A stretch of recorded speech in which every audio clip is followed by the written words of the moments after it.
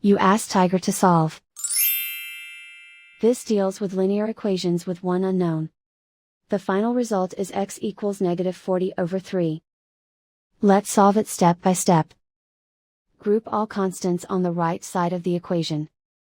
Add 1 to both sides. Simplify the arithmetic.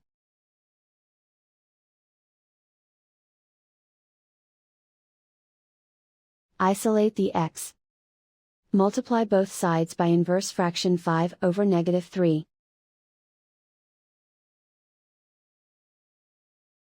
Move the negative sign from the denominator to the numerator. Group like terms. Multiply the coefficients. Simplify the arithmetic.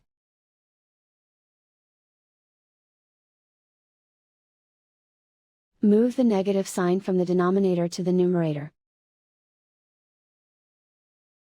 Multiply the fractions. Simplify the arithmetic. And so the final result is x equals -40/3.